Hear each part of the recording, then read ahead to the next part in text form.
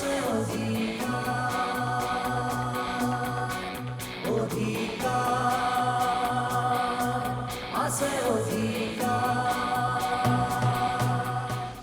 কথাবোৰতো গম পাইছাই।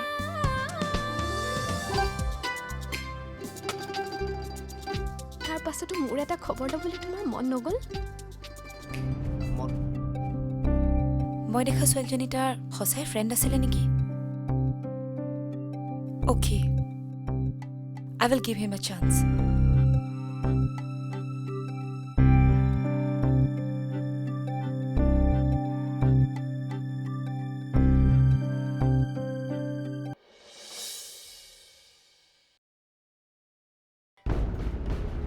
তোমাৰ নিচিনা বুৰ্বক মানুহ মই ক'তো দেখা নাই। আজিৰ দিনতো কোনোবাই হাতত তুলি দিয়া সম্পত্তি এৰি থৈ আহেনে? হাতত তুলি দিলেও সেই সম্পত্তি মই ল'ব নোৱাৰো। কিয় ল'ব নোৱাৰা? কাৰণ সেই সম্পত্তি মই ল'লে এটা পৰিয়ালৰ ধ্বংস হ'ব। সেইখিনি নোলোৱাৰ বাবে যে আমাৰ কিমান লোকচান হ'ব সেই কথাটো এবাৰ ভাবি চাইছানে? লোকৰ পৰিয়াল এটাৰ কথা যে চিন্তা কৰিলা, নিজৰ পৰিয়ালটোৰ কথা চিন্তা নকৰিলা কিয়? মহান ত্যাগী ওলাইছে। সেইখিনি মাটি আমি নল'লে একো ক্ষতি নহয় দিয়া। কিয় ক্ষতি নহ'ব? সেইখিনি মাটিত যদি তেল ওলায়, সেই মাটিৰ ভেলু কিমান হ'ব এবাৰ ভাবি চাইছানে? মাটিখিনি ল'লেও সেই মাটি মই বিক্ৰী নকৰোঁ। বিক্ৰী নকৰি কি তাত তুমি আশ্ৰম খুলি বহিবা? সেই মাটি মোৰ পূৰ্বপুৰুষৰ মাটি, মোৰ ককা আজু ককাৰ ভেটি। সেইখিনি মাটি পালেও কেইটামান টকাৰ কাৰণে মই বিক্ৰী কৰি দিম বুলি তুমি কিয় ভাবি লৈছা? আজিৰ দিনত টকা পইচাৰ আগত পূৰ্বপুৰুষৰ চেণ্টিমেণ্ট নাখাতে। এইবোৰ চব গাঁৱলীয়া কথা। এইবোৰ যদি গাঁৱলীয়া কথা, তেতিয়াহ'লে টাউনীয়া কথা কোনবোৰ? কেইটামান টকাৰ কাৰণে নিজৰ বিবেক, নিজৰ অস্তিত্বক বিক্ৰী কৰাটো।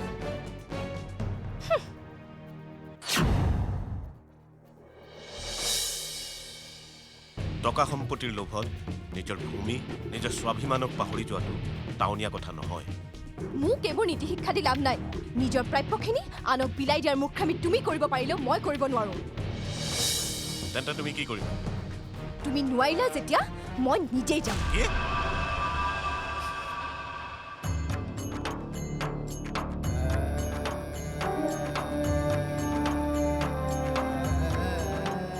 মই নিজেই গৈ নিজৰ সম্পত্তি চমজি ল'মগৈ। ৰাণী, বলিয়ালি নকৰিবা। বলিয়ালি নহয়, তুমি কৰিব নোৱাৰা কাম এটাহে কৰিম। সম্পত্তিৰ লোভে তোমাৰ হিতাহিত জ্ঞান নোহোৱা কৰিছে। সম্পত্তিৰ লোভে নহয়, তোমাৰ মূৰ্খামি দেখিহে বলিয়া হৈছো। শুনা, মই সীমান্ত দাৰ লগত তোমালোকৰ গাঁৱৰ ঘৰলৈ যাম।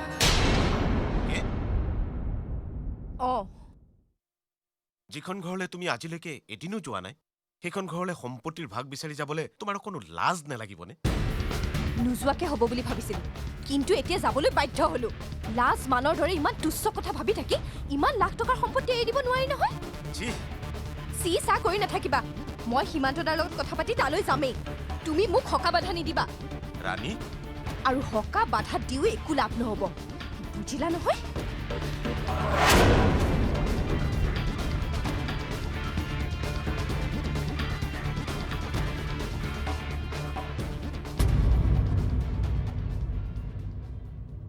তহঁতে যিয়ে নকওঁ, ৰূপমে কিন্তু গুৱাহাটীলৈ গৈ এটা ভাল কথা শিকিলে। নহয়, আচলতে মানুহে কথা কিছুমান ঠেকি শিকে। গুৱাহাটীলৈ গৈ মোৰ যিটো অভিজ্ঞতা হ'ল, তাৰ পৰাহে কথাটো কৈছোঁ। এতিয়া কচোন আমি কি কৰিলে ভাল হয়? চা, আমাৰ প্ৰত্যেকৰে নিজস্ব কিছুমান সপোন আছে, আৰু সেই সপোনবোৰ পূৰ কৰিবলৈ আমি আনৰ ওপৰত ভৰসা কৰি হাত সাৱটি বহি আছোঁ। কিন্তু আমি যদি প্ৰত্যেকেই সেই সপোনবোৰ পূৰ কৰিবলৈ এটা পথ বাছি লওঁ, ক'বলৈ যিমান সহজ কৰিবলৈ সিমান টান। কষ্ট নকৰাকৈ কোনেও একো নাপায়। প্ৰথমে আমি কাম কৰিম বুলি দৃঢ় হ'ব লাগিব। কি কাম? হাজিৰা? নহয়, আমি নিজৰ মাটিত নিজে খেতি কৰিম। চা, আমাৰ সংঘৰ ল'ৰা আছো 12-13টামান, আৰু ৰাইজৰ ৰাজহুৱা মাটি এনেই পৰি আছে 7 বিঘামান। কাষত আছে পুখুৰীটো। আমি ৰাইজৰ মাটিখিনি খেতি কৰিম বুলি খুজি ল'ম। কিন্তু ৰাইজে মাটি দিব জানো? ৰাইজো আমাৰ লগত থাকিব। আমি যদি ৰাইজক বিশ্বাস জনাব পাৰোঁ, তেনেহ'লে ৰাইজে কিয় মাটি নিদিব? কিন্তু তই সেইমতে কি খেতিডাল কৰিবি? কৰোঁ বুলিলে চব খেতি কৰিব পাৰি। যদি ৰাইজে মাটিখিনি দিয়ে, তেনেহ'লে আমি এই বাৰিষাৰ পৰাই খেতি কাম আৰম্ভ কৰি দিম। ঠিক আছে, কিন্তু এটা কথা, সকলোৱে সমানে কষ্ট কৰিব লাগিব। হ'ব দে। তই যে কৈছিলি পুখুৰীটোৰ কথা, সেই পুখুৰীটো আমি প্ৰথমে চাফ চিকুণ কৰি ল'ব লাগিব আৰু তাত বিজ্ঞানসন্মতভাৱে মাছৰ উৎপাদনৰ ব্যৱস্থা কৰিম আজিকালি চৰকাৰেও তাৰ কাৰণে বহুত সহায় সহযোগ আগবঢ়ায় আচ্ছা এই ৰচোন এই খেতি বাতিৰ বাদে বেলেগ আৰু চিন্তা কৰিব নোৱাৰি নে চাচোন ভাবি পাৰি তই ঠিক কথাই কৈছ খেতিৰ বাহিৰেও আমি ব্ৰইলাৰ ক্ৰইলাৰ হাঁহ পাৰ মুৰ্গী এইবোৰ পুহিবলৈ আমি এটুকুৰা নিৰ্দিষ্ট মাটি চাই এটা ঘৰ বনাই ল'ব লাগিব আৰু এইবোৰৰ পৰাতো যথেষ্ট উপাৰ্জন আছে কিন্তু এসোপা কৰিবলৈ টকা পাবি ক'ত টকা সেইটোৱে মূল কথা আমি প্ৰত্যেকে প্ৰথমে যিমান পাৰোঁ সিমান টকা দি এটা পুঁজি গঠন কৰিম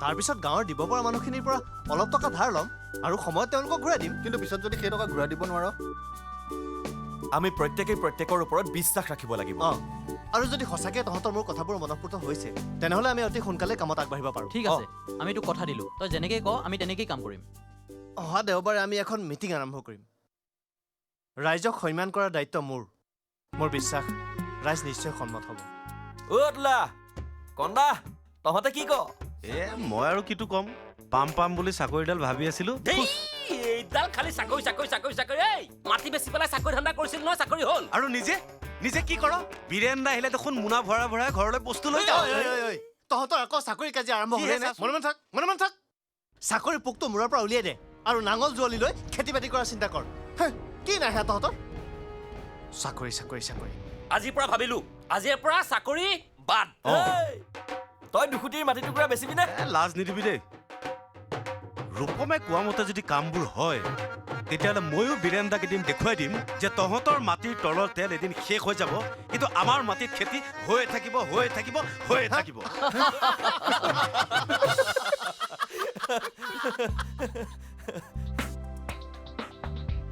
ৰোহন আৰু কিমান দেৰি আৰু হাফ এন আৱাৰ লাগিব please don't go I am coming I can't wait any more তেনেহ'লে আজি আৰু লগ নাপাওঁ bye okay bye you liar বেয়া পাইছোঁ যোৱা মিছা কথা কোৱা তুমি okay but I love you love you too পিছে বহিব পাৰোঁনে বহা মোৰ খং উঠি গ'ল এজনী ছোৱালীক কেনেকৈ ট্ৰিট কৰিব লাগে সেইটো তুমি জানা বাট মই বিচাৰোঁ মোৰ কাৰণে তুমি স্পেচিয়েল কিবা এটা কৰা স্পেচিয়েল কিবা এটা কৰিম যদিহে তুমি মোক ভাল পাওঁ বুলি কোৱা সঁচা প্ৰথমে স্পেচিয়েল কি কৰিবা সেইটো কোৱা না অ'কে আজি আমি একলেণ্ড যাম সঁচা তুমি Really, you are the most beautiful girl in this world. You are an angel for me. হ'ব দিয়া তেল মাৰিব নালাগে I love you. I love you too.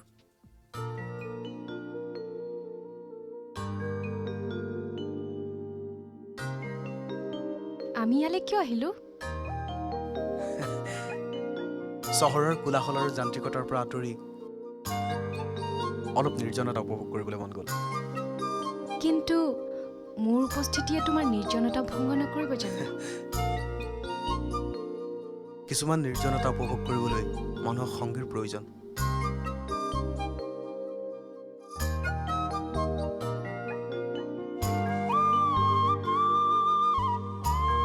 সেয়েহে তুমি মোক লগৰী হিচাপে বাছি ল'লা তুমিয়ে মোৰ জীৱনৰ প্ৰথমগৰাকী এনেকুৱা ছোৱালী যাক মই বুজিবলৈ চেষ্টা কৰিছোঁ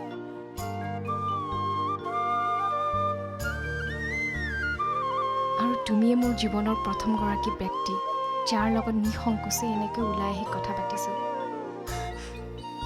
থেংকছ মোক এনেকৈ সংগ দিয়াৰ বাবে তাৰমানে তুমি কি ক'ব বিচাৰিছা চিম্পল এই যে তুমি নাচি ভাল পোৱা মই গান গাই ভাল পাওঁ কোনোবাই হয়তো ছবি আঁকি ভাল পায় কোনোবাই খেলি ভাল পায় এই কৰি ভাল পোৱা কামবোৰ এইবিলাকে মানুহৰ জীৱনক অন্য মাত্ৰা প্ৰদান কৰে কিবা এটা মানে তাইৰ ভৱিষ্যত জীৱনৰ দায়িত্ব ল'ব পৰাকৈ কিবা এটা কৰিব মন গৈছে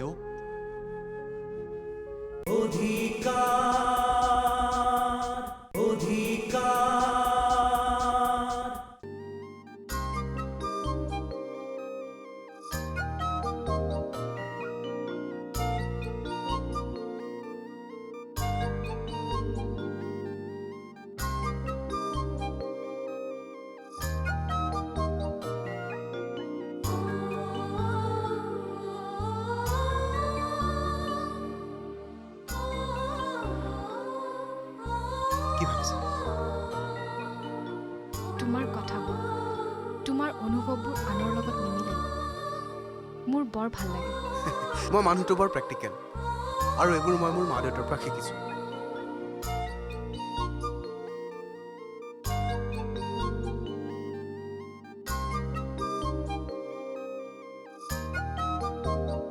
কি হ'ল তুমি মনটো মাৰি দিলা যে মোৰ কিবা কথাত বেয়া পাইছা নেকি নাই নাই তেনেকৈ কিয় ভাবিছা মই তোমাৰ কথাবোৰ উপলব্ধি কৰিবলৈ চেষ্টা কৰিছোঁ চোৱা মানুহে জীৱনটোত কিছুমান সৰু সৰু কথা এভইড কৰি চলে কিন্তু সেই সৰু সৰু কথাবিলাককে যদি আমি জীৱনটোৰ লগত সাঙুৰ খুৱাই লওঁ তেতিয়া দেখিবা জীৱনটো আৰু বেছি মধুৰ হৈ পৰিছে মানে বাৰু এজন মানুহে নিজৰ জীৱনটোত চাকৰি কৰিয়ে হওক বা ব্যৱসায় কৰিয়ে হওক বা অন্য কিবা প্ৰকাৰে বহুতবোৰ সম্পত্তি কৰিছে টকা পইচা ঘৰ মাটি বহুত কিবা কিবি কৰিছে কিন্তু তুমি যদি সেই মানুহজনৰ জীৱনটোক জুকিয়াই চাবলৈ যোৱা তাত দেখিবা শূন্যতাৰ বাহিৰে একোৱেই নাই তাৰমানে তুমি কি ক'ব বিচাৰিছা চিম্পল এই যে তুমি নাচি ভাল পোৱা মই গান গাই ভাল পাওঁ কোনোবাই হয়তো ছবি আঁকি ভাল পায় কোনোবাই খেলি ভাল পায় এই কৰি ভাল পোৱা কামবোৰ এইবিলাকে মানুহৰ জীৱনক অন্য মাত্ৰা প্ৰদান কৰে তোমাৰ কথাবোৰে মোক কিছুমান নতুনকৈ কথা ভাবিবলৈ বাধ্য কৰাইছে বাৰু বাৰু সেইবোৰ বাদ দিয়া আমি বাৰু জোখতকৈ বেছি চিৰিয়াছ কথা পাতিছোঁ নেকি তোমাৰ দৰে প্ৰেক্টিকেল ল'ৰা এটাই এই মুহূৰ্তত অন্য কথা কোৱা হ'লে বেয়া লাগিলেহেঁতেন সেইবাবেতো কৈছোঁ নিজৰ অনুভূতিবোৰ প্ৰকাশ কৰিবলৈ মানুহক এজন সংগীৰ প্ৰয়োজন থেংক গড তুমি যে সেইগৰাকী মোকেই বাছি ল'লা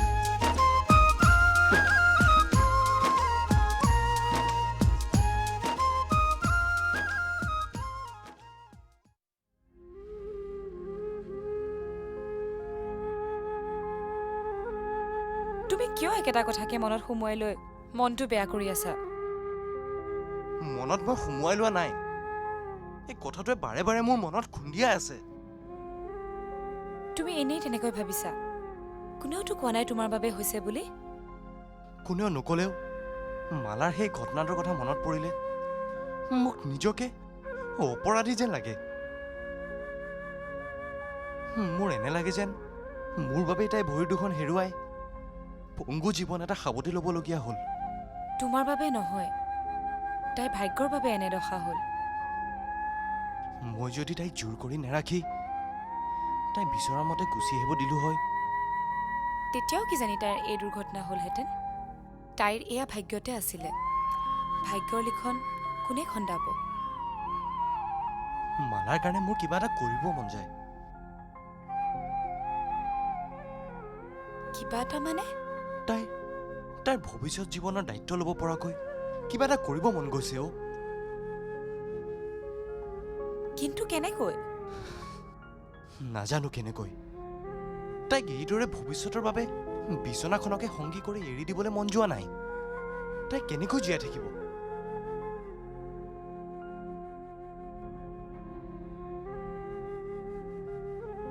সঁচা কথা কৈছো কাঞ্চন তই মোৰ জীৱনলৈ নহা হলে মই নহা হলে মালাৰ সম্পূৰ্ণ দায়িত্ব মই ললোহেঁতেন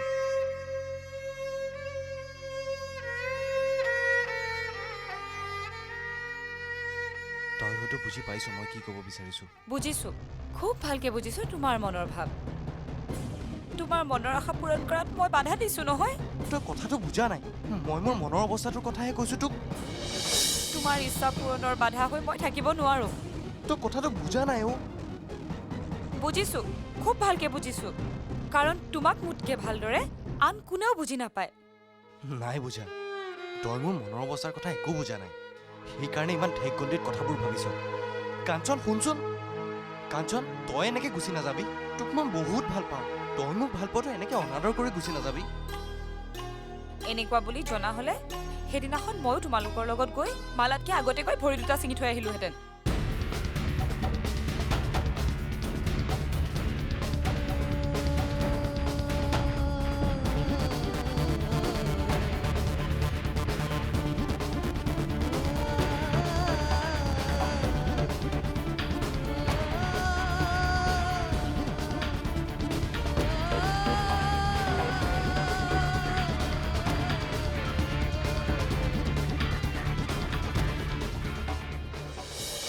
মই জানো তেন্তে নোকোৱা কিয়? কি ক'ম? আৰে দেউতাক তোমাৰ মনৰ কথাখিনি খুলি কোৱা।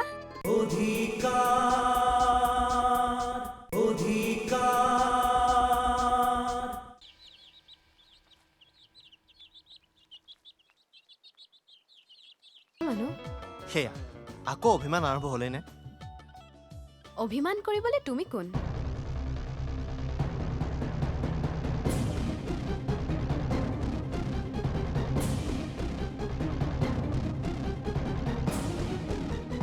জয়া জয়া শুনা জয়া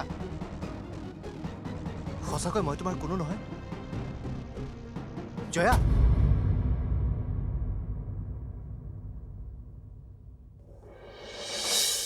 জয়া